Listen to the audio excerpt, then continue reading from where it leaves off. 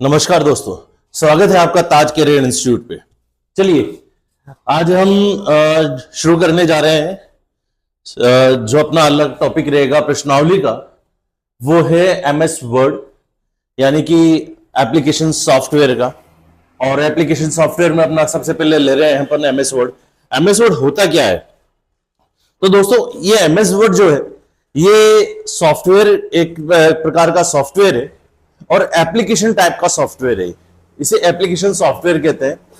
इसके अंदर हम जो कार्य करते हैं वो डॉक्यूमेंट संबंधित यानी लेखन संबंधित, टाइपिंग संबंधित सारा कार्य वो हम इसके अंदर करते हैं। तो शुरुआत करते हैं अपन पहले वाले से। तो पहला क्वेश्चन अपना फर्स्ट ग्रेड एग्रीकल्चर के अंदर आ चुका, जो क्वेश्चन कि निम्नलिखित में से सिस्टम सॉफ्टवेयर का उदाहरण नहीं है। देखिए यहां पर जो एक वर्ड निकल कर आया है,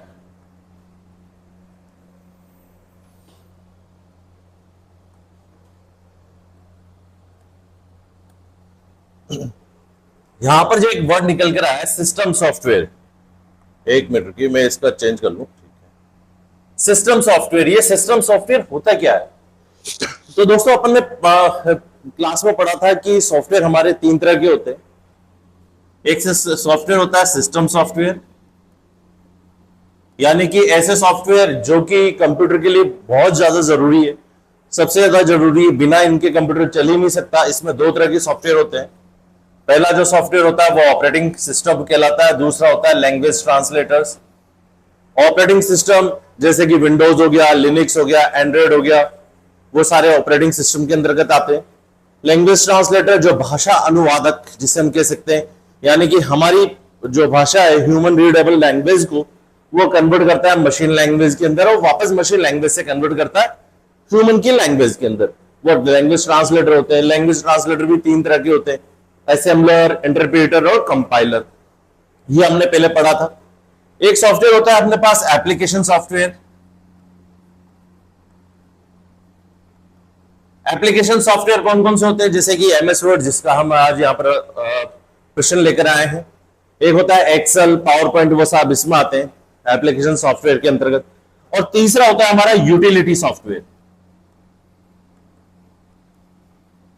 यूटिलिटी सॉफ्टवेयर किसे कहते हैं? जैसे नाम से पता लग रहा है, यूटिलिटी यानी कि पर्पस।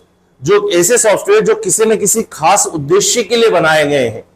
इसके अंदर आता है एंटीवायरस हो गया, आपका बैकअप सॉफ्टवेयर हो गया, उसके अलावा कंप्रेशन सॉफ्टवेयर हो गया यानी कि विनजीप, विनरार, जो कि फाइलों को सिकुड़ने के यानी कि उनको जो कह सकते हैं उनकी कैपेसिटी को कम करने के काम आते हैं साइज के ऊपर। ये तीन तरह के सिस्टम होते हैं। तो अपना पहला जो है वो क्या है? सिस्टम सॉफ्टवेयर का उदाहरण नहीं है।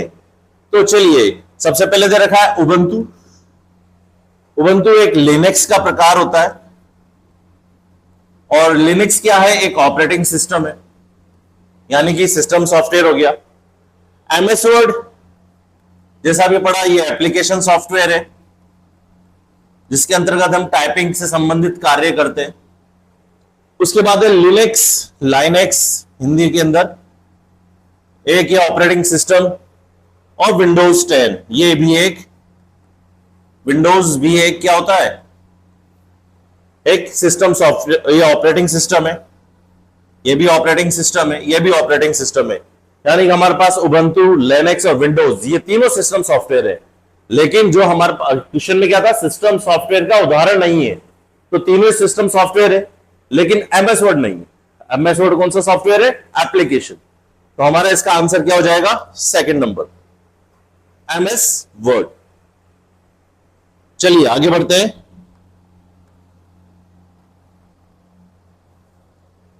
अगले प्रश्न की ओर।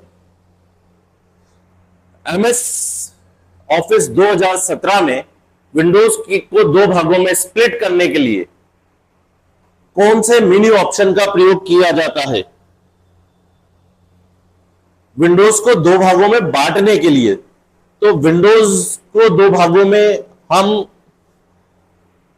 जो बांटते हैं, यानी कि हमारा जो देखने का होता है, हम विंडोज को कितने तरीके से वहां पर देख सकते हैं। तो ये सारे व्यू मेन्यू के ऑप्शन होते हैं। तो इसके अंदर जो चौथे नंबर पे आ जाएगा व्यू। व्यू मेन्यू के अंदर जाकर हम स्प्लिट पे क्लिक करके उसको दो भागों के अंदर बांट सकते हैं। जैसे कि एमएस एक्सेल के अंदर हम एमएस एक्सेल के अंदर विंडोज को दो भागों में यानी कि दो विंडोज हमारे साथ वहां पर बनकर आ जाएगी, बीच में रूलर आ जाएगा। ये शीट एक ही होगी लेकिन शीट के दो पार्ट हो जाएंगे, एक दाहिना वाला, एक बायां वाला, एक दाहिना वाला, ठीक है, एक लेफ्ट और एक राइट। तो चौथा नंबर हमारा इसका आंसर हो जाएगा। चलिए आगे बढ़ते हैं तीसरे नंबर की ओर।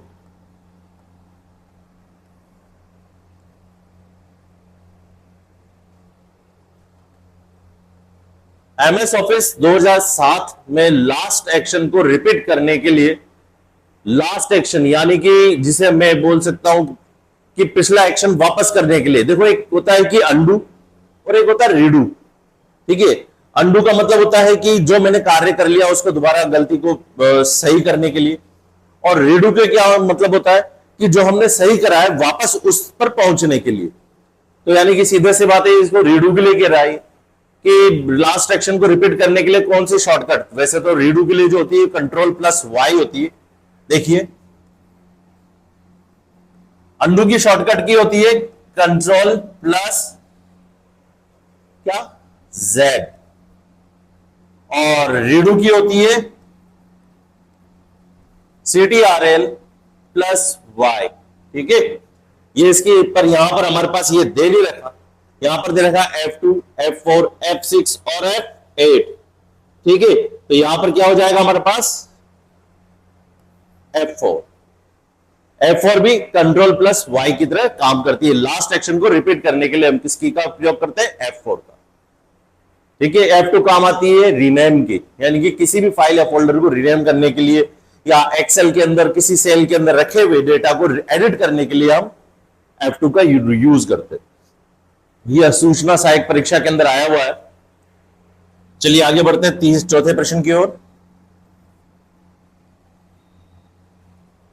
एक प्री डिजाइन डॉक्यूमेंट है जिसमें कोऑर्डिनेटिंग फॉन्ट, लेआउट और बैकग्राउंड होता है। देखिए प्री डिजाइन का मतलब होता है कि, अब चलिए इसको पहले वर्ड से लेकर चलते हैं अपन। वर्ड में क्या होता है, हमने जैसे अभी पहले कहा कि वर्ड में टाइपिंग का काम करते हैं, पेज को टाइप करना, उस पेज को फॉर्मेटिंग करना यानी कि कलर करना, बॉर्डर बनाना, डिजाइन बनाना, उसके अंदर टेक्स्ट को लिखना, किस तरीके से कहां पर हम टेक्स्ट को लिख लेते हैं।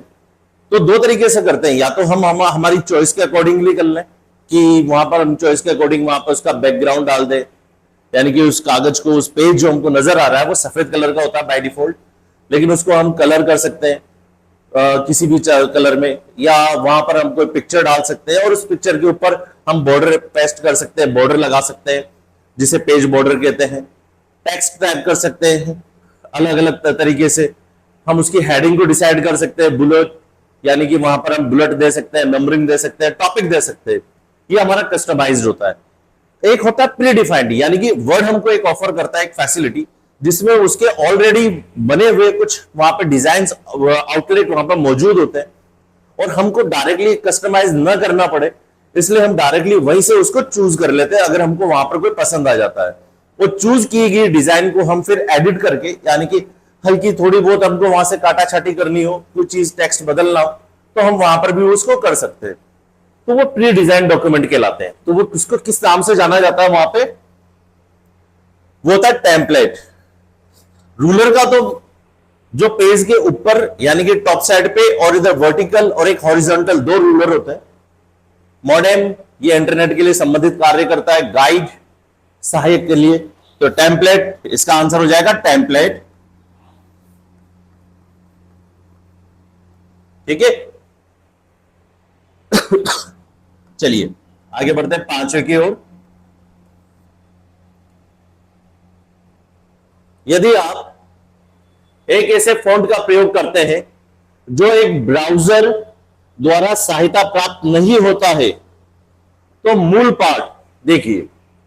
अगर हम ऐसे किसी फॉन्ट का, ये हमने पिछली क्लास में भी इसके बारे में पढ़ा था कि अगर जैसे सपोज करो मैं कोई चीज है वेब ब्राउजर पे, मैं उसको अगर मेरा पेज को अपलोड करना चाहता हूं और वेब ब्राउजर उसको सपोर्ट नहीं कर रहा किसी पर्टिकुलर फॉन्ट को, तो वो क्या करेगा कि उसके अंदर जो उसका पहले से ही फॉन्ट होगा वो उसके अंदर उसको एक्सेप्ट कर लेगा। यानी कि हम हमारे फॉन्ट को, हम हमारी चॉइस के अकॉर्डिंग अगर कोई चीज डालें और वो वहां पर ब्राउजर में उपलब्ध नहीं है, तो ब्राउजर में उसकी स्थान पर जो चीज उपलब्ध है हमारी वो उस चीज को उसमें परिवर्तित कर देगा। देखिए हमारा आंसर क्या होता है, एरियल फॉन्ट नहीं होगा, विशिष्ट पृष्ठभूमि के साथ, विशिष्ट तो हम खुद दे रहे हैं उसको, तो डिफॉल्ट फॉन्ट में प्रदर्शित होगा, ये इसका उपयुक्त आंसर होगा। डिफॉल्ट फॉन्ट का मतलब है कि वहां पर जो पहले से ही उसके अंदर उपयुक्त है, जिसको वो सपोर्टेड कर रहा है ब्राउजर, वो केवल उसी फाइल के अंदर वहां पर वो शो करेगा। तो इसका आंसर हो जाएगा थर्ड, डिफॉल्ट फॉन्ट। चलिए आगे बढ़ते हैं छठे प्रश्न की ओर। एमएस ऑफिस में सक्रिय डॉक्यूमेंट को बंद करने के लिए कौन सी शॉर्टकट कुंजी का प्रयोग करते हैं? कौन सी शॉर्टकट कुंजी का प्रयोग किया जाता है? तो देखिए इसके अंदर क्या होगा, एमएस ऑफिस में सक्रिय डॉक्यूमेंट को, एमएस ऑफिस के अंदर कोई भी हमारा सक्रिय डॉक्यूमेंट चल रहा है, यानी कि विंडोज ओपन हो रही है, अब उस विंडोज को हमें बंद करना है, तो उसकी शॉर्टकट की कौन सी हो जाएगी? तो किसी भी और नई एमएस ऑफिस के डॉक्यूमेंट को ही नहीं, अगर हमारा कोई भी वहां पर विंडोज ओपन है या कोई भी प्रोग्राम जो चल रहा है, उस प्रोग्राम को बंद करने की, किसी भी प्रोग्राम को कंप्यूटर के अंदर विंडोज में बंद करने की, विंडोज ऑपरेटिंग सिस्टम होता है, तो विंडोज के अंदर कोई भी अगर विंडो ओपन है या कोई भी प्रोग्राम जो रनिंग में है, उसको बंद करने के लिए शॉर्टकट की कौन सी होती है? Control plus F4। Control plus P print के लिए होती है। अभी आगे और इसके बारे में और शॉर्टकट कीज के बारे में इसको पढ़ेंगे। तो फिलहाल यहां पे सिक्स्थ का जो आंसर होगा वो कंट्रोल प्लस F4 है। ये दोस्तों एक कंट्रोल प्लस F4 क्या करता है? क्लोज करता है किसी को भी, कोई भी प्रोग्राम जो हमारी रनिंग कंडीशन में रहेगा वहां पर विंडोज के अंदर, वो किसी भी प्रोग्राम को बंद करने के लिए हम कंट्रोल प्लस F4 दबाएंगे। अगर हमको विंडोज भी अगर शट डाउन करनी है तो डायरेक्टली डेस्कटॉप के ऊपर जाकर हम कंट्रोल प्लस F4 को प्लस करेंगे तो वहां पर शटडाउन का एक मेन्यू ओपन हो जाएगा, हम उसको सेलेक्ट करके वहां से उसको बंद कर सकते हैं।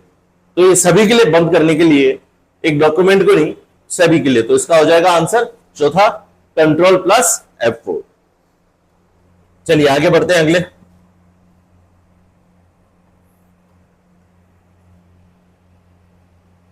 निम्न में कौन सी सेव एज की शॉर्टकट की होती है?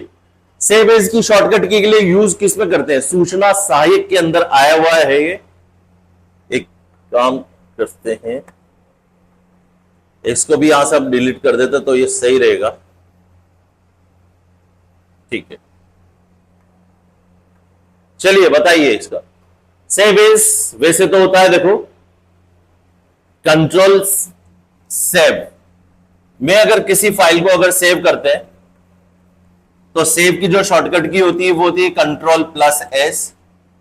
किसी भी फाइल, नई फाइल को अगर हमको चालू करना है तो यानी कि न्यू ओपन करनी है तो उसकी होती है कंट्रोल प्लस N। ठीक है, हमने पहले से कोई फाइल बना रखी है और हमारी पहले वाली किसी फाइल को ओपन करने की जो शॉर्टकट की होती है यानी कि ओपन की, वो होती है कंट्रोल प्लस O।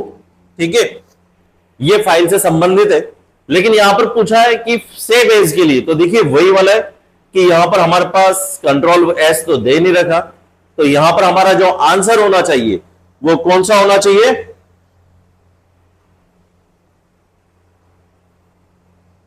F12। ये एक फंक्शन की है, फंक्शन की F12। हम जब कंप्यूटर ओपन करते हैं तो कंप्यूटर जो ओपन करने के बाद जब हम उसके बूट ऑप्शन में जाते हैं, यानी कि कभी कंप्यूटर को अगर ओपन करें और ओपन करने के साथ ही उसमें डेल या किसी किसी में कंप्यूटर के अंदर F8 की होती है, फंक्शन की F8, उसको प्रेस करें, थोड़ी देर के लिए उसको दबाएं या दबा कर रखें तो वहां पर एक मेन्यू ओपन हो जाता है। वो मेन्यू बूट ऑप्शन, बूटिंग का रहता है वहां पर, उसका सीमोस का पूरा वहां पर ओपन हो जाता है। वहां पर भी F12 की काम आती है।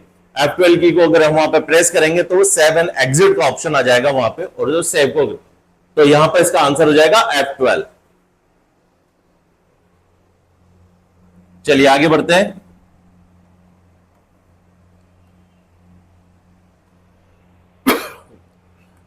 क्वेश्चन नंबर 8, निम्न में से कौन फॉन्ट स्टाइल नहीं है?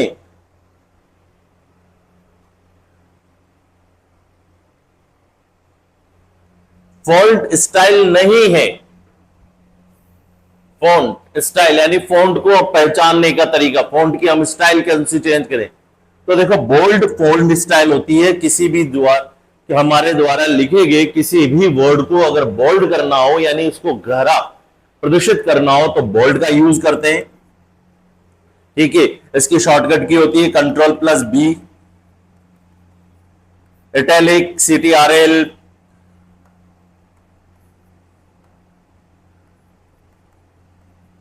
+I। ठीक है, अब यहां पर क्या हो जाएगा, रेगुलर जो हमारा नॉर्मल टेक्स्ट लिखा हुआ आ रहा है तो सुपर स्क्रिप्ट इसका हो जाएगा। सुपर स्क्रिप्ट किसे कहते हैं, वैसे तो सुपर स्क्रिप्ट का मतलब क्या होता है, हम अगर जैसे ये लिखता हूं मैं, यहां पर यू देख ले, अगर मैं लिखता हूं A², एक तो H2O, ये आपने कई बार फॉर्मूले लिखे हुए देखे होंगे, तो ये जो घात ऊपर जा रही है ये सुपर स्क्रिप्ट कहलाती है, और ये जो नीचे आ रही है इसको हम सबस्क्रिप्ट कहते हैं। ठीक है, तो यहां पर सुपर स्क्रिप्ट फॉन्ट का अंदाज नहीं है, ये तीनों चीज फॉन्ट स्टाइल के अंतर्गत आती है, सुपर स्क्रिप्ट नहीं आता। ठीक है, तो इसका आंसर हो जाएगा सुपर स्क्रिप्ट। चलिए आगे बढ़ते हैं। फॉर्मेटिंग टूल बार में उपलब्ध फॉन्ट आकार, फॉन्ट आकार टूल में फॉन्ट का सबसे कम और सबसे ज्यादा फॉन्ट उपलब्ध होता है, तो सबसे कम और सबसे ज्यादा कौन सा फॉन्ट उपलब्ध होता है, वह है 8 और 72। 8 सबसे कम होता है, 72 सबसे बड़ा फॉन्ट शो होता है। ये सीईटी के एग्जाम में आ चुका 2003 के अंदर, 23 के अंदर, 23 में।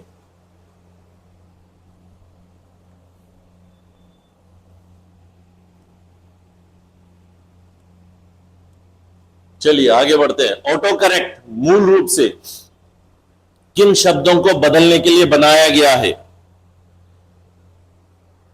किन शब्दों को बनाने के लिए,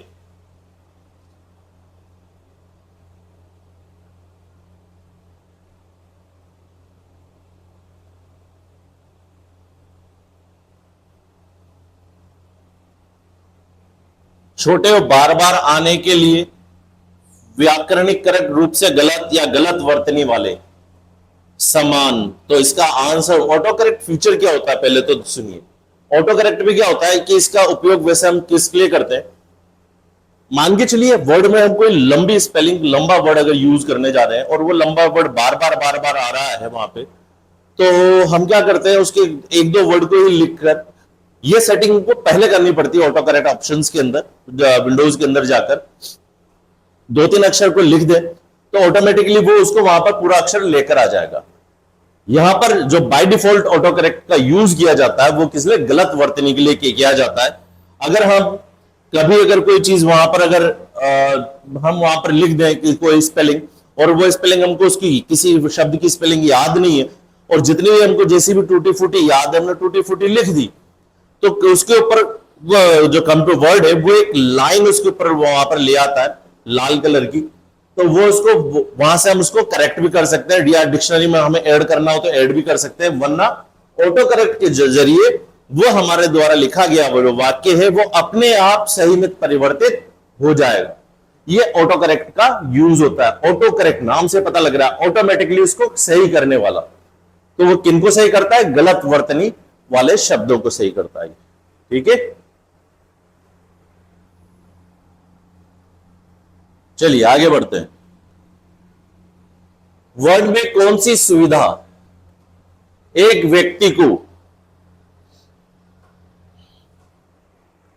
अलग अलग, एक व्यक्ति को अलग अलग लोगों को समान पत्र भेजने में, देखिए समान यानी कि हम हमारे पास एक ही लेटर है, यू मान के चले, एक उदाहरण अगर मैं देता हूं कि भाई हमारे यहाँ बर्थडे पार्टी या शादी का कार्यक्रम है और शादी में हमको मेहमानों को इनवाइट करना है, तो हमने क्या करें, हमको लेटर लिखना, आजकल तो खैर निमंत्रण पत्र का चालू हो गया, लेकिन वो भी कैसे टाइप होते हैं, जो अगर मेरे को भी उसमें नाम वगैरह पूरा टाइप करना है, तो देखिए मैटर उनका सबका सेम रहता है, यानी कि मुझे जो भेजना है वो सब सेम रहेगा। ठीक है, परिवर्तन कहां होगा, केवल उनके नामों में। मुझे जिस व्यक्ति को भेजना है उसका नाम वहां पे लिखना पड़ेगा, उसका एड्रेस वहां पे लिखना पड़ेगा। यानी कि मेरे पास अगर मैं 50 आदमियों को इनविटेशन भेजना चाहता हूं तो मुझे मेरे पास 50 नाम होंगे, 50 एड्रेस होंगे, लेकिन उनके अंदर लिखा गया जो मैटर होगा कि भाई शादी का वेन्यू कहाँ है, कितने तारीख को होगी, रिसेप्शन कहाँ होगा, और वहां उसके प्रोग्राम्स, विभिन्न तरह के प्रोग्राम्स कहाँ कहाँ होंगे, ये सारा जो मैटर रहेगा वो सबका कॉमन रहेगा। ठीक है, तो पत्र एक हुआ लेकिन उसको भेजना मल्टीपल्स को है। ठीक है, तो उसके लिए एक फीचर होता है उसमें एमएस वर्ड के अंदर कि हम पहले हमारा कंटेंट को तैयार कर लें, यानी कि हमको जो मैटर भेजना है वो कर लें। फिर एक ऑप्शन वहां पे क्रिएट आता है मर्ज मेलिंग का। ठीक है, मेलिंग ऑप्शन पे जाकर एक ऑप्शन आता है टाइप ए न्यू लिस्ट, हम वहां पे एक नई लिस्ट बना सकते हैं।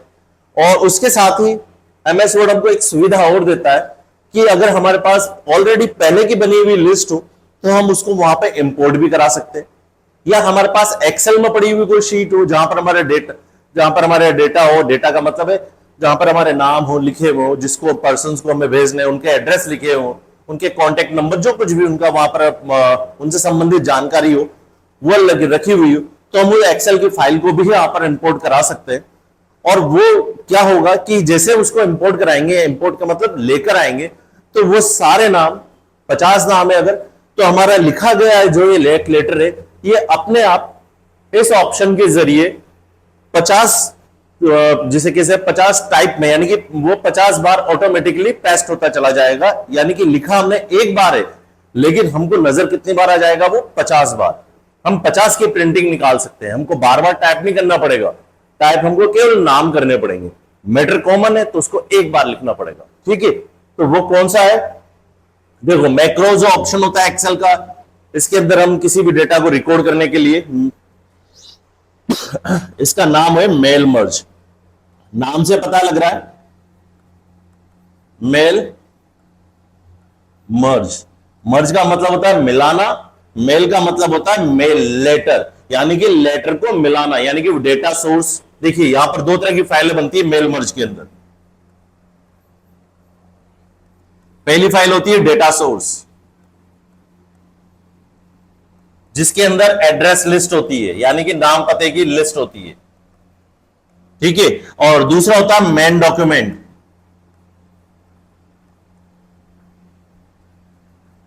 जिसके अंदर हम लेटर, हमारा जो मैटर है यानी कि जो लेटर हम बनाएंगे वो मेन डॉक्यूमेंट कहलाता है। अब हमारे डेटा सोर्स में पड़ी हुई जो लिस्ट है उसमें अगर 50 नाम है तो ये मेन डॉक्यूमेंट उन 50 नामों पे और अपने आप कॉपी होता चला जाएगा, वह मेल मर्ज का फीचर होता है। ठीक है, टेम्पलेट अभी बताया, प्री डिजाइन फॉर्मेट होते हैं, थीसॉरस या शब्दकोश कहलाता है, जो डिक्शनरी भी हम जिसको बोल सकते हैं वो थीसॉरस हो जाएगा। तो इसका आंसर हो जाएगा मेल मर्ज। चलिए आगे बढ़ते हैं 12वें प्रश्न की ओर। निम्न में से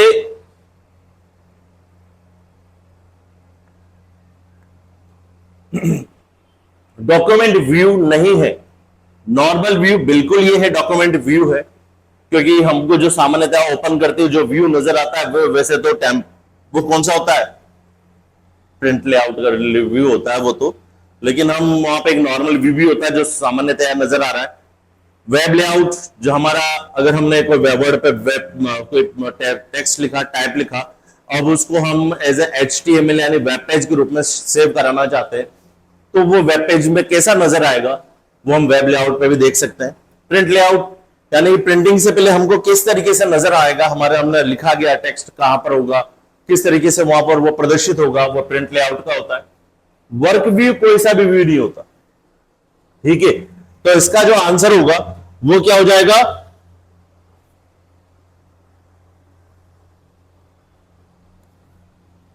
वर्क व्यू। ठीक है, चलिए आगे बढ़ते हैं अगले प्रश्न की ओर।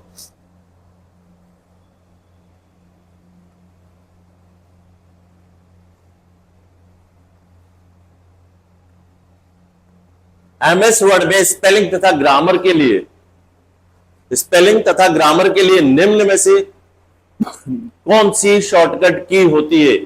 एमएस वर्ड के अंदर जैसा भी पहले बताया था कि इसके अंदर एमएस वर्ड के अंदर एक फीचर भी होता है हमारे पास, और वो फीचर क्या काम करता है, कि ऑटो करेक्ट का, कि कोई लिखा और वो टेक्स्ट गलत, वर्ड गलत है, तो ऑटोमेटिकली वो सही भी कर लेगा। लेकिन बाय द वे हमको कई ऐसे शब्द भी होते हैं जैसे हमारे नाम, तो कंप्यूटर की डिक्शनरी के अंदर वो पड़े हुए नहीं है, तो कंप्यूटर उन्हीं को सही करता है जिसके अंदर, उसकी डिक्शनरी के अंदर जो वर्ड लिखे हुए हैं। जो वर्ड उसकी डिक्शनरी में नहीं है उसको वो एक गलत वर्तनी मानता है कि भाई ये गलत लिखा हुआ है। ठीक है, सामान्यतया जैसे हमारे नाम हुए, जो इंडियन नाम्स होते हैं उनको वो गलत ही मानता है, रमेश, सुरेश, मोहन, इन सबको वो गलत ही मान के चलेगा। पर हमको अगर मान के चले कि मुझे कोई नाम को फीड करवाना है कि भाई मैंने जो लिखा है वो सही है, आप मेरा टेक्स्ट को, मेरे लिखे गए शब्द को आप स्वीकार करें, तो वो हमको जोड़ना ही पड़ेगा उसमें। तो वो हम डिक्शनरी के अंदर वहां पर जोड़ भी सकते हैं। तो स्पेलिंग और ग्रामर को चेक करना है तो उसकी शॉर्टकट की होती है F7। ठीक है, शिफ्ट प्लस F7 या F7। चलिए आगे।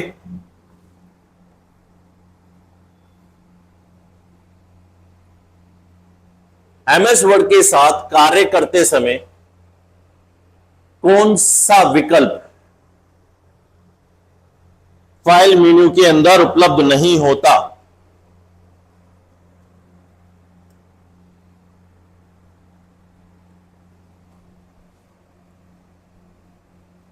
कौन सा?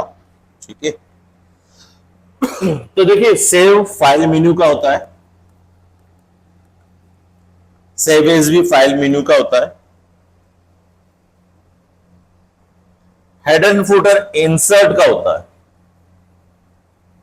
इंसर्ट में पाया जाता है। भी बताते हैं हेडर फुटर क्या होता है। प्रिंट प्रीव्यू ये भी फाइल मेन्यू के अंदर पाया जाता है। देखिए फाइल सेव का तो नॉर्मल वो डॉक्यूमेंट के अंदर, क्योंकि MS वर्ड जब हम किसी फाइल को MS वर्ड में अगर स्टोर कराते हैं तो स्टोर सेव करते समय हमारी वो फाइल .doc के एक्सटेंशन के साथ जाकर सेव होती है। आजकल का जो नया MS ऑफिस का जो वर्जन आया उसके अंदर DOCX भी है। ठीक है, तो DOC डॉक्यूमेंट फाइलें होती है, उनको सबको हम डॉक्यूमेंट फाइलें कहते हैं। अगर वो तो हम सेव की तरह इसके जरिए सेव होती है। अगर हमको वो फाइल किसी अन्य फॉर्मेट में भी सेव करानी है, जैसे HTML के फॉर्मेट में, जैसे वेब पेज के, तो हम उसको सेव एज के रूप में सेव कराएंगे। ठीक है, हेडर एंड फुटर क्या होता है? आपने बुक्स देखी होगी, बुक्स में आपने देखा होगा पेज के सबसे ऊपर की तरफ और सबसे नीचे की तरफ, सबसे नीचे की तरफ तो कई पेज नंबर लिखे रहते हैं, सबसे ऊपर की तरफ बुक का नाम, टॉपिक, चैप्टर का नाम सबसे टॉप पे लिखा रहता है। तो जो सबसे टॉप पे लिखा है वो कहलाता है हेडर, और जो बुक पेज के सबसे नीचे की तरफ जहां पेज नंबर लिखे हुए वो कहलाता है उसका फुटर।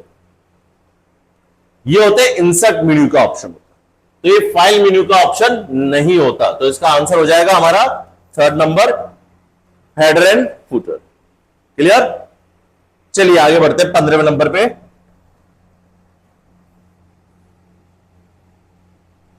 यदि किसी पैराग्राफ को का लेफ्ट और राइट साइड दोनों अलाइन करना है तो ये कहलाता है, यानी कि हमको अगर दोनों तरफ से उसको अलाइन करना है तो वो क्या कहलाएगा?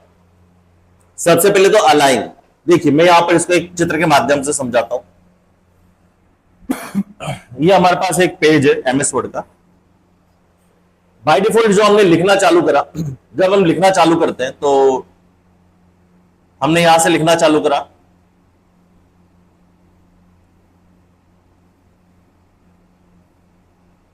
इस तरीके से हमारी लिखावट रहती है। हम इस तरीके से वहां पर लिखना चालू करते हैं ये से।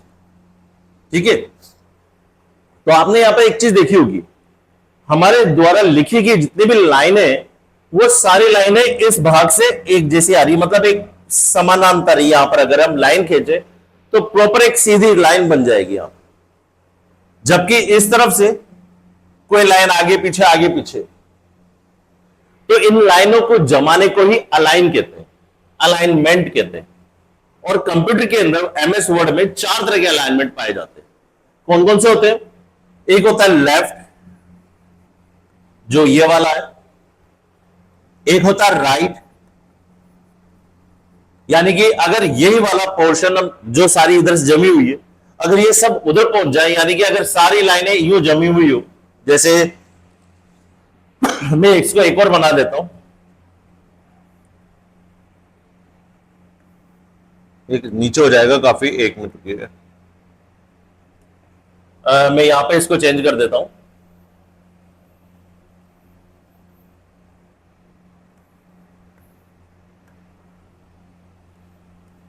अगर हमारी लाइनें ऐसी हो,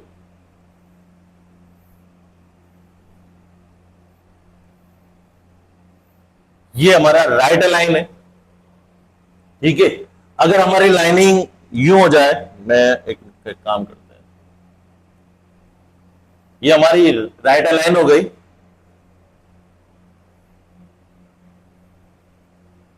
ये हमारी लेफ्ट लाइन थी, ठीक है।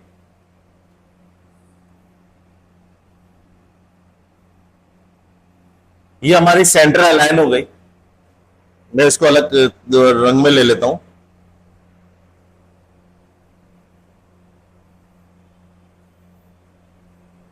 एक काम करता हूं, कोई मैं इसको, चलिए मैं इसको अलग ही उसमें बना लेते हैं, इसको मैं ऐसे लाइन बना देता हूं, ये मेरी लेफ्ट लाइन, ठीक है।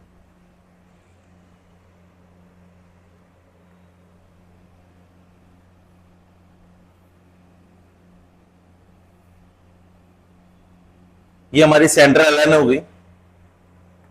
और एक और होता है जिसमें हम, ये तो वही आ गया कलर ही, ग्रीन नहीं है,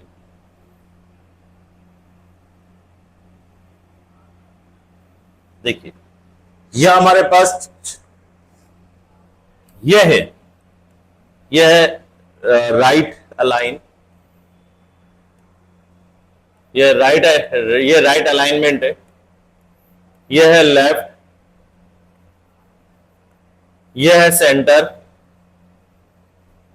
और यह है दोनों तरफ से बराबर है, तो ये कौन सा हो जाएगा, जस्टिफाई, ठीक है। तो हमारे पास आंसर क्वेश्चन भी वही है कि यदि किसी पैराग्राफ का लेफ्ट और राइट साइड दोनों ही अलाइन करने हैं तो वो क्या कहलाता है, आंसर क्या हो जाएगा इसका, 3rd नंबर, जस्टिफाई इसका आंसर हो जाएगा, ठीक है। चलिए आगे बढ़ते हैं अपन, इसमें गटर मार्जिन क्या है।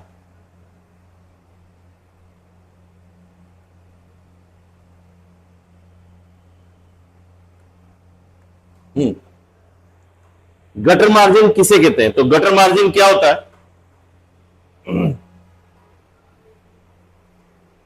आप कभी हम अगर जैसे आपने एमएस वर्ड का कभी पेज देखा हो, तो उसके अंदर रूलर आता है, रूलर एक, जैसे ये मैं यहां पे एक विंडो बनाकर उसकी बनाऊं, तो यहां पे एक रूलर होता है, रूलर का ये वाला भाग और इतना वाला भाग पहले से ही कवर रहता है, यानी कि यहां पर हम कुछ लिख नहीं सकते, जिसे हम सामान्यतः जब हम कॉपी पेन में लिखते हैं तो आपने देखा होगा कि हम हाशिया छोड़ते हैं, बाई तरफ से हाशिया छोड़ते हैं। कुछ किताबों के अंदर ऐसा होता है, जैसे कि बिल बुक जैसे विशेष तौर से जो ऊपर से बाइंडिंग होती है, तो उसमें ऊपर की तरफ से थोड़ा हाशिया छोड़ा जाता है, ठीक है। तो ये तो कहलाता है मार्जिन, इस चीज को तो हम कहेंगे मार्जिन, लेकिन इसके अलावा भी कुछ जगह और छोड़ी जाती है। वो किस कारण से छोड़ी जाती है, वो छोड़ी जाती है कि जब हमारा एक कागज प्रिंट होगा और प्रिंट होने के बाद जब ये बाइंडिंग पे जाएगा, तो बाइंडिंग पे जाने के बाद वो पेज वहां पर काम आएगा, क्योंकि बाय द वे अगर जैसे हम यहां पर अगर सिंपल इसी फॉर्मेट में प्रिंट को निकाल देते हैं और जब इसको बाइंडिंग पे देंगे तो लगभग हमारा ये वाला हिस्सा बाइंडिंग में चला जाएगा, तो हमारा मार्जिन यानी जो हमारा हाशिया वाला पार्ट है या ऊपर वाला पार्ट है वो तो मार्जिन उसमें चला गया बाइंडिंग के अंदर। तो कई बार हमारा टेक्स्ट जो होगा वो अंदर की तरफ चला जाएगा, यानी कि पॉसिबल है कि जब हम किताब को ओपन करें तो वो बाइंडिंग के अंदर ही हमारे कुछ अक्षर उसके अंदर आ रहे हो। तो वैसी नौबत से बचने के लिए हम मार्जिन के अलावा भी कुछ जगह खाली छोड़ देते हैं, उस खाली छोड़ी हुई जगह को हम कहते हैं गटर मार्जिन।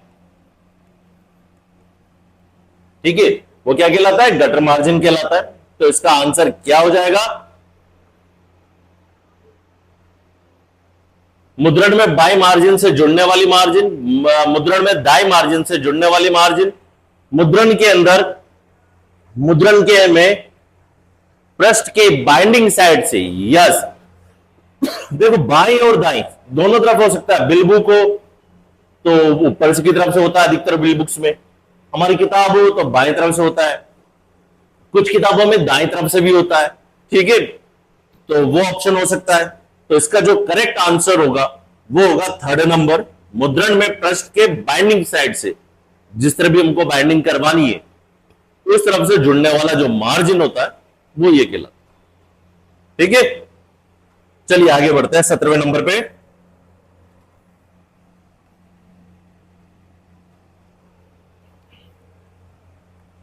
एमएस वर्ड में कंट्रोल प्लस आई, ये भी बताया था, वहां पर लिखाया भी था, CTRL प्लस आई क्या काम करती है? CTRL प्लस आई क्या काम करती है?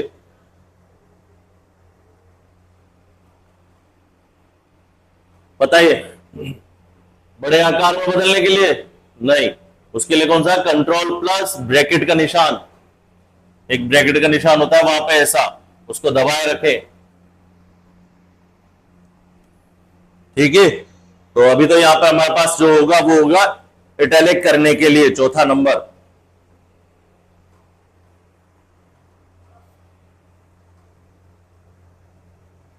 ठीक है, इसके अलावा भी कई सारे होते हैं ऑप्शंस, जैसे मैं आपको अगर इसके अंदर मैं बताऊं, व्हाइट बोर्ड ले लेता है।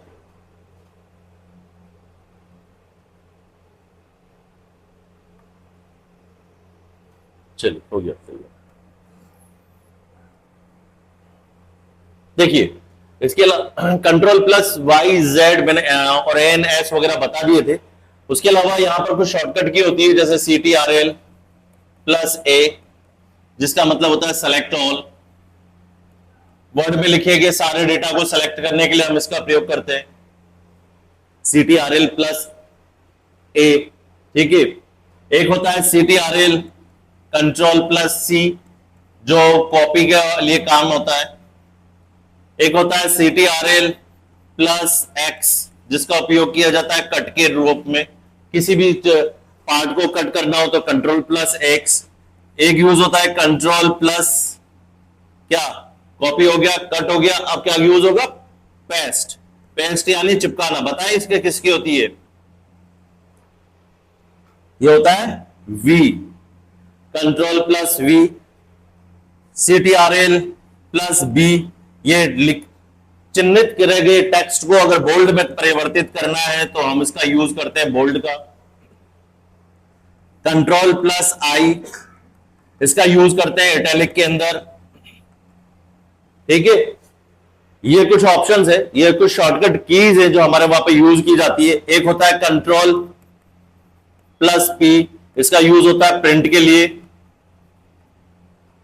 ठीक है, ये कुछ इसके ऑप्शंस होते हैं। एक अंडू का, जिसके बारे में मैं बताया था, कंट्रोल प्लस जेड। एक रीडू होता है कंट्रोल प्लस वाई, पूर्वत करेंगे कि जिसकी शॉर्टकट की F4 भी होती है। ठीक है, और इसकी सेवेज की क्या होती है? सेवेज की F12 होती है। ठीक है, ये कुछ शॉर्टकट कीज है, आप चाहे तो इसका स्क्रीनशॉट खींच के भी रख सकते हैं। यहां पे कुछ और भी है शॉर्टकट, जैसे मैं यहां पे लिखता हूं कि, एक मिनट, इसका कलर,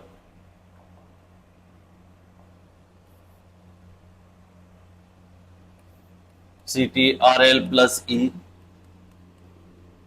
इसका प्रयोग किया जाता है टेक्स्ट को बीच में सेंटर अलाइन करने के लिए। Centre align. CTRL plus F, इसका प्रयोग किया जाता है डॉक्यूमेंट में किसी शब्द को ढूंढने के लिए। CTRL प्लस G, डॉक्यूमेंट में किसी पेज पे जाने के लिए गो टू का इसका ऑप्शन होता है, CTRL प्लस H रिप्लेस की, सेलेक्ट किए गए किसी कैरेक्टर को, किसी वर्ड को रिप्लेस करने के लिए कंट्रोल प्लस H।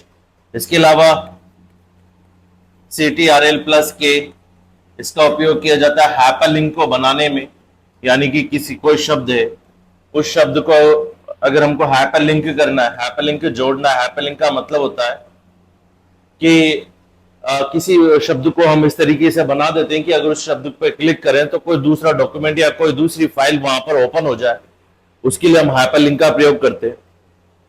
इसके साथ ही हम कुछ एक और होता है कि CTRL प्लस होम, डॉक्यूमेंट के सबसे स्टार्टिंग पे जाने के लिए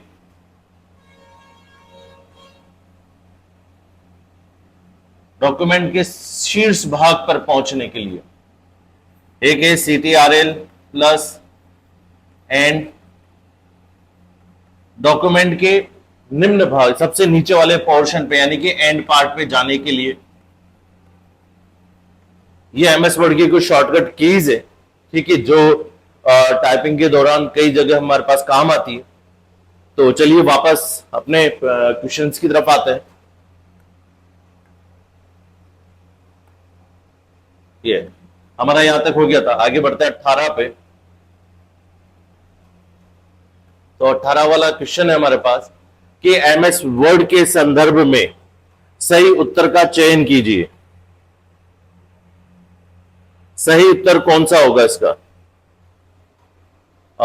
डॉक्यूमेंट को बंद करने के लिए, डॉक्यूमेंट को बंद करने के लिए हम जिसका प्रयोग करते हैं,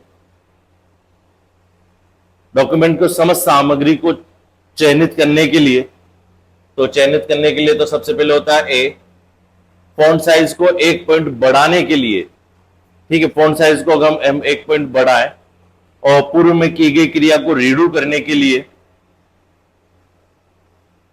टेक्स्ट को केंद्र में अलाइन करने के लिए कंट्रोल प्लस ई, रीडू करने के लिए कंट्रोल प्लस वाई, पॉइंट को बढ़ाने के लिए कंट्रोल प्लस जे, और डॉक्यूमेंट को बंद करने के लिए कंट्रोल प्लस ई। यानी कि हमारे पास A5 दो जगह, फिर B3 ये वाला, C4 ये वाला, यानी कि हमारे पास इसका आंसर होगा C 6 नंबर 3 नंबर का, ठीक है, ये इसका ऑप्शन रहेगा।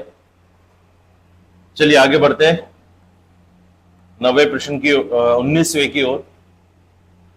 MS वर्ड डॉक्यूमेंट को, डॉक्यूमेंट में अक्षरों के नीचे लाल लाइन, लाल लहर वाली लाइन किसको दिखाती है? तो लाल यानी जो लाइन है वो दिखाती है स्पेलिंग की त्रुटि को, क्योंकि ग्रामर की त्रुटि को हरे रंग की लाइन दिखाती है, ठीक है, तो वो दिखाएगी स्पेलिंग की त्रुटि को। यानी कि कहीं अगर वर्ड में, किसी वर्ड के अंदर अगर स्पेलिंग में मिस्टेक आ जाए तो ऑटो करेक्ट ऑप्शन होता है इसी स्पेलिंग को सही करने के लिए, और यहां पर ये इसको दिखाती।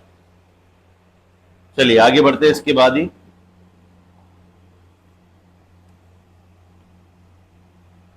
सेलेक्ट किए गए टेक्स्ट को पूर्णतः बड़े अक्षरों में परिवर्तित करने के लिए आप चेंज के इस बटन में किसको, अपर केस, बड़े का अक्षर, बड़े अक्षर का मतलब होता है कैपिटल लेटर्स में, तो कैपिटल लेटर्स में करने के लिए जो होता है वो होता है अपर केस। अपर केस का मतलब ही है कि किसी भी अल्फाबेट जो स्मॉल लेटर्स में लिखा है उसको कैपिटल लेटर में कन्वर्ट करने के लिए। कैप्स लॉक का भी यूज करते हैं, लेकिन कैप्स लॉक कीबोर्ड का होता है, तो कैप्स लॉक के जब हम बटन को ऑन करते हैं तो सारे कैप्स लॉक में यानी कि बड़े अल्फाबेट के अंदर आएंगे। अगर कैप्स लॉक को ऑफ कर दे तो सारे स्मॉल लेटर में हो जाएंगे, लेकिन यहां पर हमारा आंसर रहेगा। चलिए आगे बढ़ते 21 नंबर पे।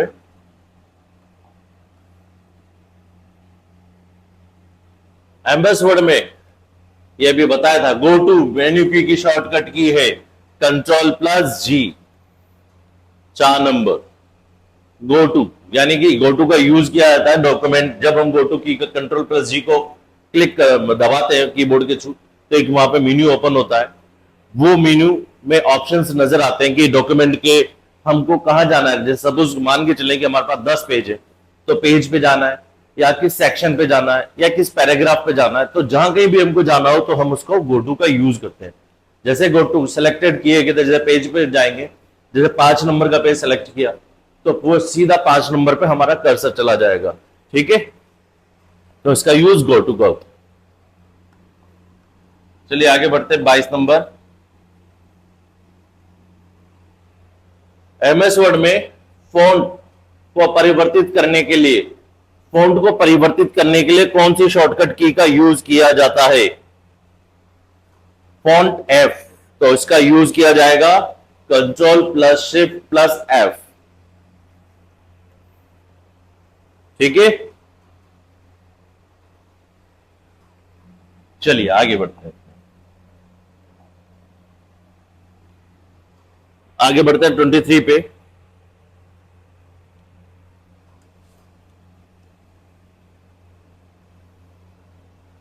एमएस वर्ड में थिसॉरस शब्द का क्या कार्य है? थिसॉरस जो शब्दकोश होता है ये दो चीजें करता है। एक तो ये उसके सिनोनिम्स बताता है, सिनोनिम्स का मतलब होता है पर्यायवाची, हालांकि इसका आंसर फर्स्ट रहेगा। ठीक है, और उसके साथ साथ ये उसका मीनिंग भी शो करता है। तो थिसॉरस का यूज करने के लिए F7 की इसकी शॉर्टकट की होती है, तो थिसॉरस का यूज करने के लिए हम पर्यायवाची यानी सिनोनिम्स को ढूंढने के लिए उसका यूज करते हैं।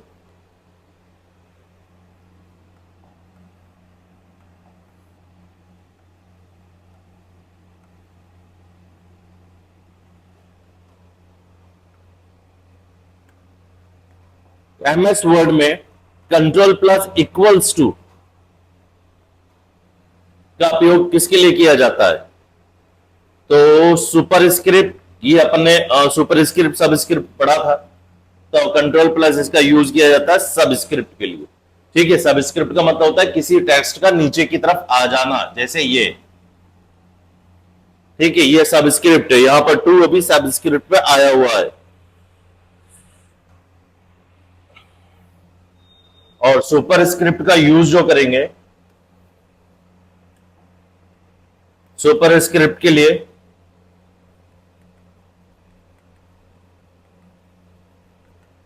इक्वल्स टू,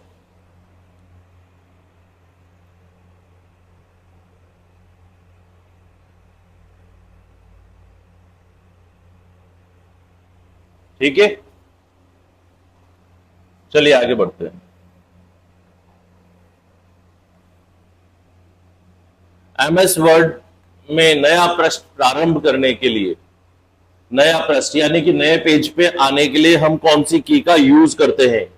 तो इसको यूज करते हैं यानी कि नया पृष्ठ, बिल्कुल नया पेज अगर स्टार्ट करें तो कौन सी की दबाई जाती है? इसके लिए होता है कंट्रोल प्लस एंटर की। कंट्रोल के साथ एंटर बटन दबाने पे हम नए पेज पे उसका आ जाएंगे।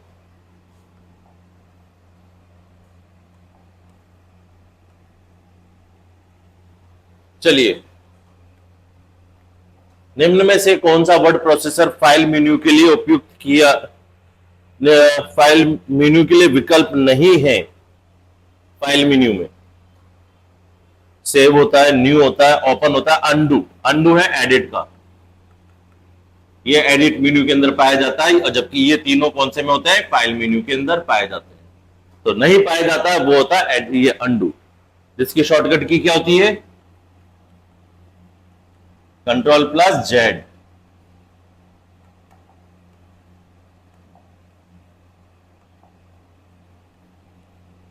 ठीक है, चलिए आगे बढ़ते हैं।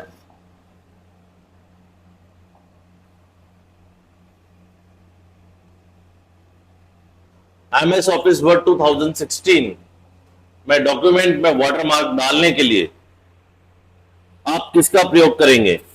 तो वाटरमार्क क्या होता है, इसमें कौन सा टैब का यूज करेंगे?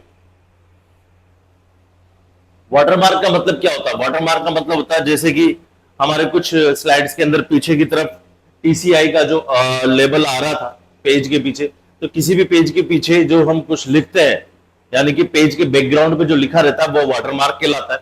तो वाटरमार्क कहां पर आता है? क्योंकि पेज का बात है तो वो सारी चीजें आती है पेज लेआउट पे। ठीक है, पेज लेआउट के अंदर वो सारी चीजें रहेगी।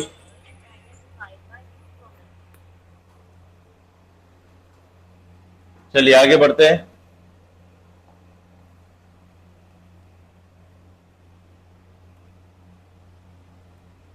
निम्न में से कौन से कमांड के समूह के लिए केवल एक डायलॉग बॉक्स उपस्थित होता है? केवल एक। फाइंड, गो टू बिल्कुल होता है, फाइंड का भी होता है, गो टू के लिए भी एक होता है, लेकिन एक और होता है, गो टू रिप्लेस फाइंड। ये सेकंड नंबर का इसका आंसर हो जाएगा, गो टू रिप्लेस। हो इसके लिए एक ही मेन्यू, एक ही डायलॉग बॉक्स आता है। उस डायलॉग बॉक्स में ऊपर की तरफ यहां पर कमांड होती है, गो टू, फाइंड और रिप्लेस। गो टू के लिए होता है Ctrl+G, फाइंड के लिए होता है Ctrl+F और रिप्लेस के लिए होता है Ctrl+H। ठीक है, तीनों के लिए एक ही डायलॉग बॉक्स प्रयोग में किया जाता है।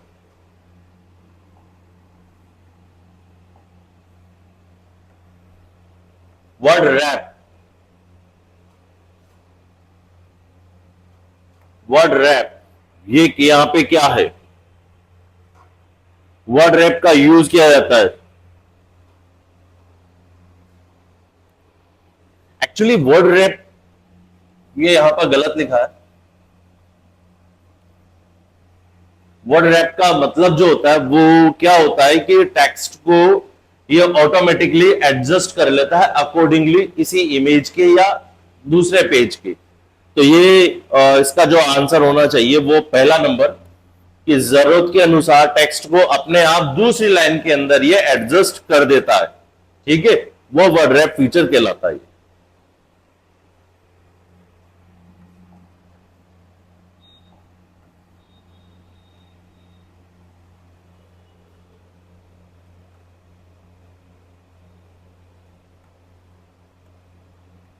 एमएस वर्ड के टेक्स्ट डॉक्यूमेंट में काम करते समय माउस को ब्लैंक क्लिक करने पर डिफॉल्ट रूप से पैराग्राफ का चयन होता है। माउस को पैराग्राफ को चिन्हित करने के लिए, पैराग्राफ को चिन्हित करने के लिए माउस को क्या करते हैं हम, किसी भी पैराग्राफ पर अगर हम उसको ट्रिपल क्लिक करें तो वो वहां पर उसको सेलेक्ट हो जाता है। आंसर होगा इसका ट्रिपल।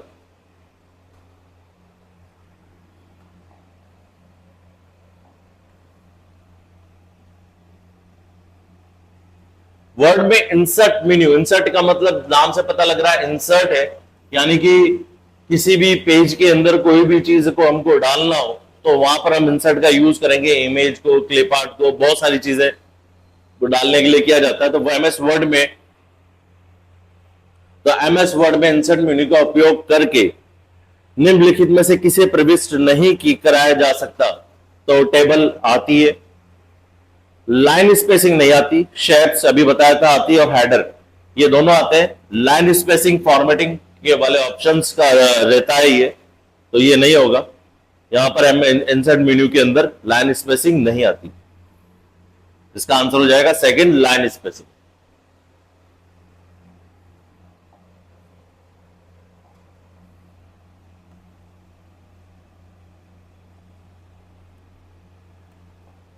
एमएस वर्ड में निम्नलिखित में से कौन सा विकल्प आपको एक तालिका में दो या अधिक सेल्स को सम्मिलित करने के लिए कंबाइन करने के लिए, दो या दो से ज्यादा चीज को कंबाइन करने के लिए सुविधा प्रदान करता है?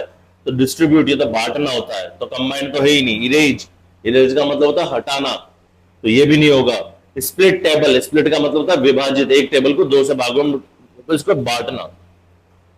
तो इसका होगा आंसर मर्ज सेल्स, सेल्स को मर्ज करना, मर्ज यानी मिलाना, दो या दो से अधिक सेल्स को मिलाने के लिए।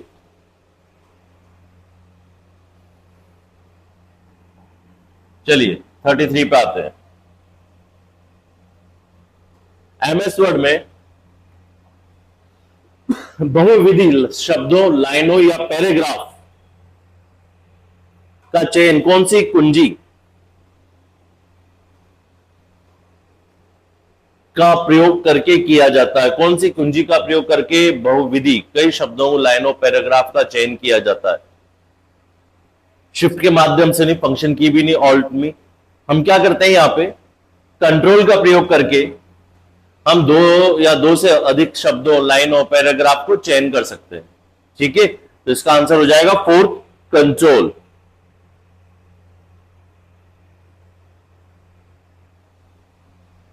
चलिए आगे बढ़ता है 34।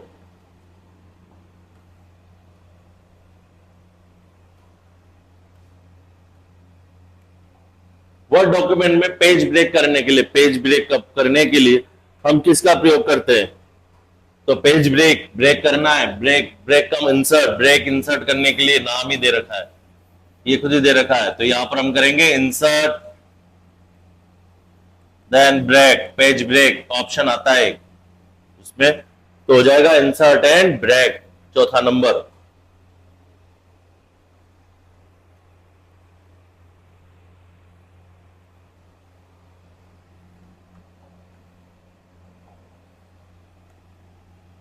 पैंतीस पे, एमएस वर्ड डॉक्यूमेंट में उपयोग, रेडी फॉर यूज इमेजेस, जो पहले से ही यूज में आती ली गई इमेजेस, यानी कि एमएस वर्ड के एक फीचर प्रोवाइड करता है कि हम डॉक्यूमेंट के अंदर किसी इमेज को इंसर्ट करा सकते हैं। इंसर्ट यानी इमेज इंसर्ट कराने के लिए भी इंसर्ट मेन्यू का यूज किया जाता है। पहली चीज तो किसी भी इमेज को इंसर्ट करा सकते हैं।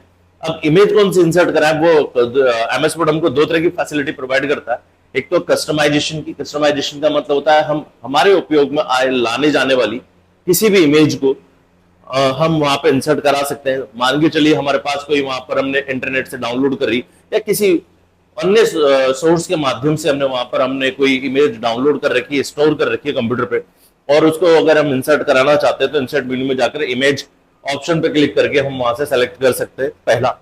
दूसरा, कंप्यूटर ये भी सुविधा हमको प्रोवाइड करता है कि हम इंटरनेट के माध्यम से, यानी कि इंटरनेट हमारे वेब ब्राउजर उस पे ही एमएस वर्ड पे ही अंदर ओपन हो जाएगा, वो सर्च कर सकते हैं वहां पर, तो वो भी इंसर्ट मेन्यू के अंदर आता है। और तीसरी फैसिलिटी जो एमएस वर्ड प्रोवाइड करता है, तो एमएस वर्ड के पास खुद के पास पहले से ही कई गैलरी होती है जिसमें कई सारे फोटोज इंस्टॉल होते हैं रेडी टू यूज के लिए। हमको वो चीज ओपन करनी है और सीधा उसको इंसर्ट करा देना है, वो डायरेक्ट आ जाएगा। तो ये फीचर क्या कहलाता है? इसको कहते हैं हम क्लिप आर्ट।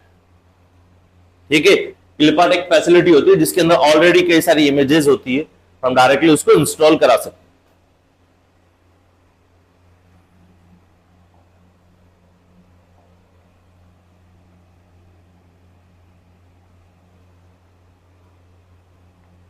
चलिए 36, एमएस वर्ड में वर्तमान स्थिति से वर्तमान पैराग्राफ के अंत तक टेक्स्ट और ग्राफिक्स का चयन करने के लिए किस कीबोर्ड शॉर्टकट का उपयोग किया जाता है? तो यह होता है control plus shift plus down arrow की। कंट्रोल प्लस शिफ्ट तो दबाकर डाउन एरो की को अगर प्रेस करें तो हम उसको अंत तक लेते चले जाते हैं। ठीक है, चलिए आगे बढ़ते हैं 37।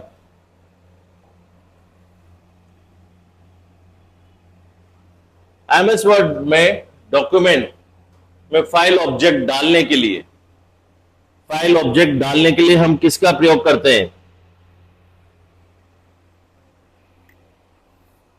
कीबोर्ड। किस कीबोर्ड शॉर्टकट का प्रयोग किया जाता है? यानी कि कोई भी हमको ऑब्जेक्ट डालना है तो ऑब्जेक्ट डालने के लिए हम किसका प्रयोग करते हैं? देखिए यहां पर ऑल्ट, ऑल्ट का प्रयोग किया जाता है। किसी भी मेन्यू को अगर हमको ओपन करना है तो वहां पर ऑल्ट का प्रयोग किया जाता है। तो यहां पर हम क्या करेंगे?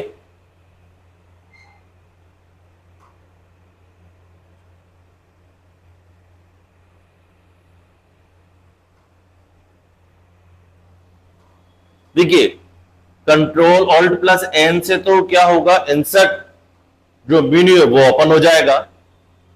फिर उसके बाद जे को प्रेस करेंगे तो इंसर्ट मेन्यू के अंदर टेक्स्ट कैटेगरी जो ऑप्शन है वो सेलेक्ट हो जाएगा, और दोबारा जे को दबाने पे ऑब्जेक्ट सेलेक्ट हो जाएगा। तो इसका आंसर जो होगा वो होगा हमारा पहला।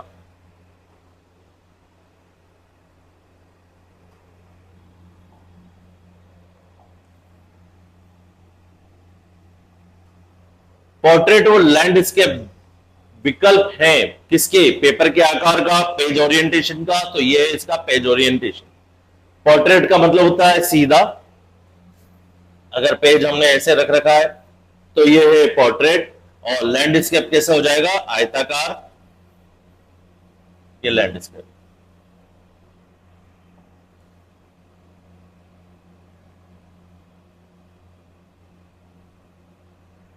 ठीक है, चलिए आगे बढ़ते हैं। 39, कौन सी फाइल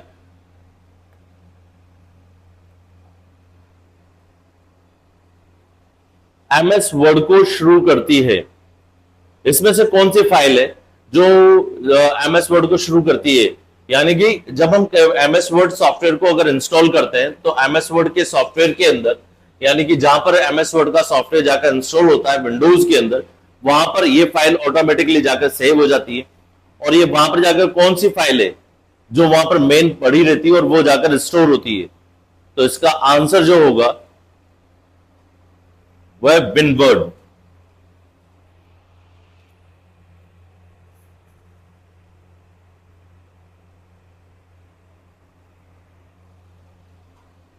विनवर्ड इसका आंसर है।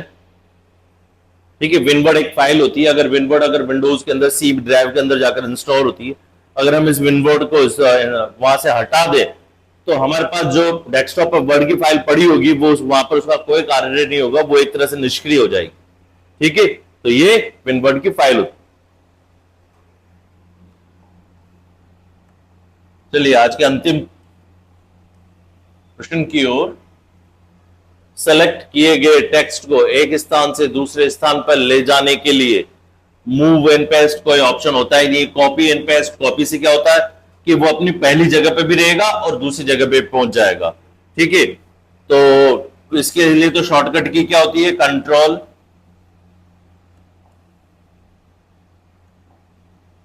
प्लस सी और उसके बाद कंट्रोल प्लस वी। इससे क्या होता है, ओरिजिनल स्पेस यानी जहां से हमने टेक्स्ट को उठाया वो वहां पर भी रहेगा और नए स्थान पर भी पहुंच जाएगा। जबकि यहां पर पूछा गया है एक स्थान से दूसरे स्थान पर, यानी कि पहले स्थान से वो हट जाना चाहिए और दूसरे स्थान पर चला जाना चाहिए, यानी पहले स्थान से उसको कट किया जाना चाहिए, दूसरे स्थान पे पेस्ट। तो इसका आंसर होगा हमारा 3rd नंबर। और इसकी शॉर्टकट की जो होती है वो होती है कंट्रोल प्लस एक्स और उसके पश्चात कंट्रोल प्लस वी। पेस्ट का वी और कट का एक्स। यहां पर कॉपी के लिए होता है कंट्रोल प्लस सी। तो यहां पर ये थे हमारे MS वर्ड के प्रश्न। अब अगले वाले वीडियो के अंदर हम लेकर आएंगे आपके पास में MS एक्सेल के लिए। MS एक्सेल एक स्प्रेडशीट होती है जो कई सारे रोज एंड कॉलम्स के अंदर डिवाइड होती है, उनका इंटरसेक्शन को हम सेल बोलते हैं। इन्हीं सारी चीजों के बारे में हम वहां पर पढ़ेंगे।